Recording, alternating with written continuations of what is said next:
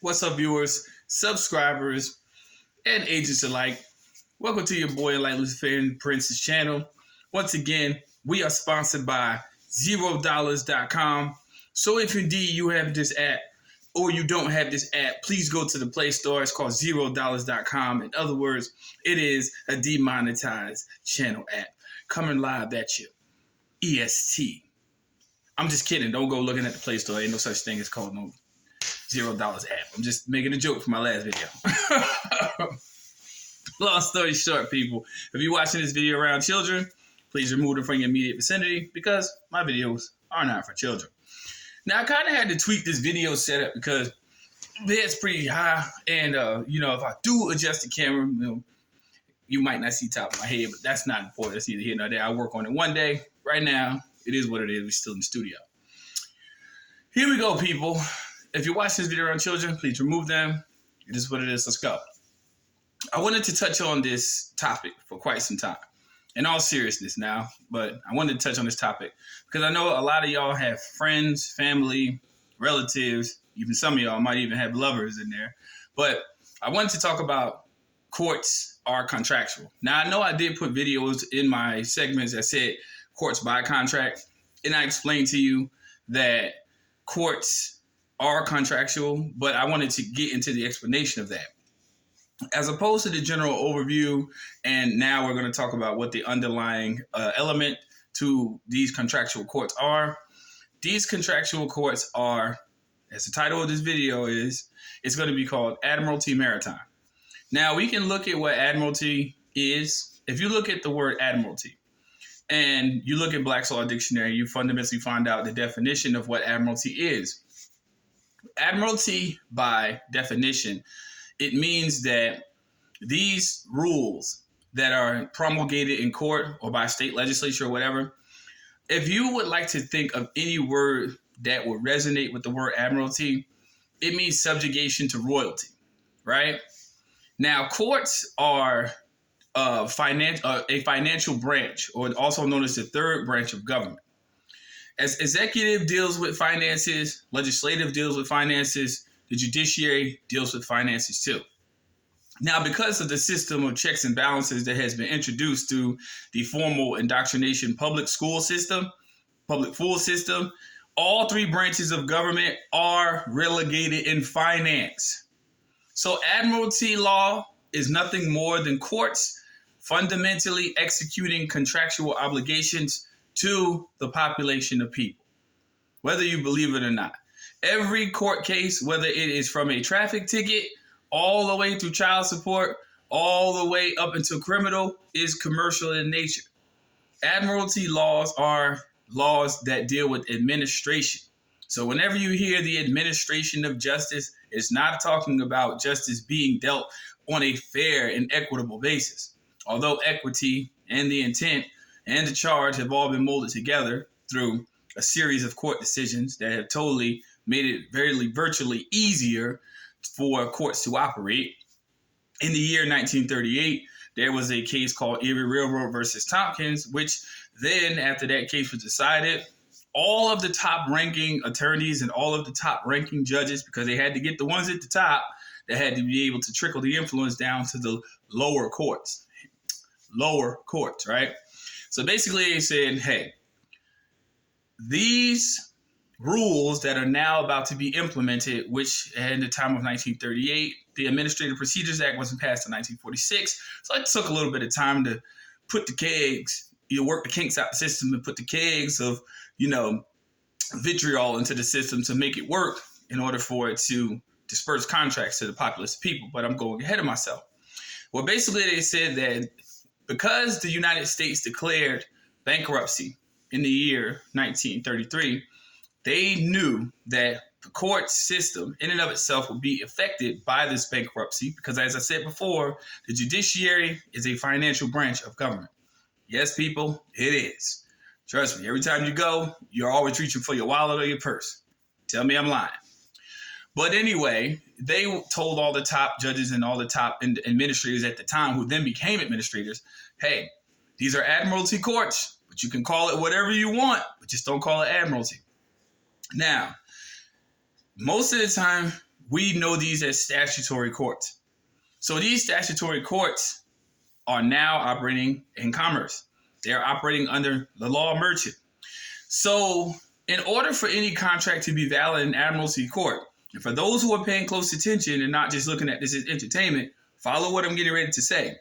In order for you to be held liable in the Admiralty court, which is not a common law court, which I'm going to touch basis on in a second. In the Admiralty court, there has to be evidence of a contract that you yourself, the natural person, must be held liable to.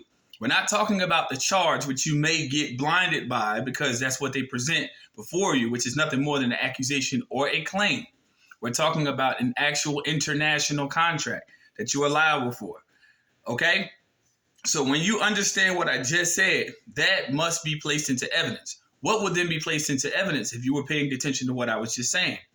What would then have to be placed into evidence would have to be the national debt, which then would be the Admiralty court admitting the only reason why we're entertaining this case in the first place by evidence is for you to finance the operation of the international debt. Now, common law is law that is known to everybody. Hence the terminology, say for instance, if you're taking a road trip and you cross state lines, right? And it says particularly, buckle your seatbelt. It's the law. Now, normally people have to take it into consideration that upon instinct, you're thinking it's for safety, but on the administrative Admiralty side of things, it's to raise revenue. So when they say the law, they're not worried about your safety. They're worried about raising revenue if indeed by Admiralty standard, written law, not common for safety sense, but Admiralty law for raising revenue is if you don't have it on your person, your natural being, you can be fined for it. They don't care about your safety. So what am I saying, people? Written law is only written for the benefit of the law merchant scheme of secure transactions and negotiable instruments. Common law, however, is looking out for the perseverance and preservation of man and his fellow man. Do you get what I'm saying? So the two are different, very different. They're contradistinctive to each other. In other words, they're opposite. So for all you people who go out here and think about licenses as being a right to do something, I suggest that you look in Black's Law Dictionary and look up the definition of what license is. Fuck what you believe. For all the naysayers, not everybody. Understand, this is to the naysayers, the agents, the ones who always got something to say, who always suck the phallus of Osiris, i.e. DC. Funny, it begins with a DC, but there's no I and no K in it. You get it, okay? So anyway, going back to what I was saying, license means permission to do something illegal. That's what it means. Not my distinction, not my bias, not my prejudice. Law definition says that. License means to do something illegal. So when they tell you have a concealed carry and you kill somebody, common law means you really murdered somebody. Statutory law, it was legit. It was legal, but you still killed somebody. So just because administrative Admiralty law makes you exempt from consequence in the temporary, you better be aware of what is necessary on the opposite. These are for spiritual people. Now, if you believe man's law to exempt you from laws of natural consequence, you're a fool. You are a fucking fool to the extent you will pay for that. Now, unless, of course, somebody is definitely causing a threat to you or your safety, by all means, take them the fuck out. But just because of an instance of a legal absence that is written law allows you to escape absence, and even if that wasn't the case, that your life was in danger, you did something that was a violation against natural law. That's just the way it is. But because people have confused the two and thought that written law was better than what is natural, now you understand why many of y'all are in the situation that you're in today. Agents alike. So with that being said, common law versus Admiralty law in and of itself is not the same. But these court systems that are contractual via Admiralty Maritime contract are commercial in its endeavors. And that's in less than 10 fucking minutes. So people who have loved ones or family and friends and so forth that are in the system, please believe, irrespective of what they may be accused of having had done, 95% 5% of them were contractual. 90% of them actually were duped into believing. There was a 5% that went to trial, and the jury, by their common law decision, were informed through statutory provision to enforce a law, which I told you were contradistinctive, went to jail because it was contractual. It was about arguing the contract. All arguments led up to the drawing of what the contract will become. And then that became the judgment. The judgment became the sentence, and the sentence became time. Just like that. Conversion.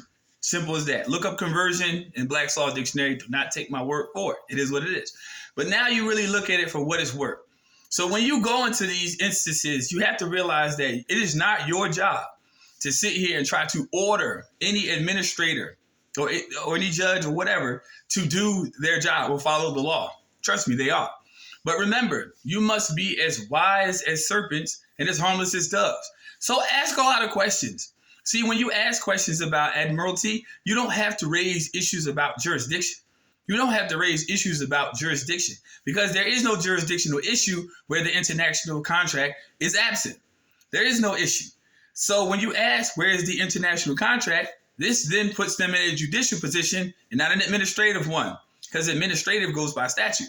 No state law in its provision, an execution of law in any criminal code whatsoever has a mention of an international contract. This is your out for you to be able to have evidence that the reason why we're here, irrespective of what may or may have not taken place, is all about a financial endeavor. Yes, people, if you don't hear it from anybody else online, I said it. And I said it because this is the way that it rolls. This is how it works. My advice to many people: live a wholesome life and stay out of those places. Stay away from those entities because you know they're after one thing and one thing only: substance. And they want some type of substance. Whether it's hot or cold, they want some substance. So stay away from them. Do your study, do your due diligence, and live a peaceful life.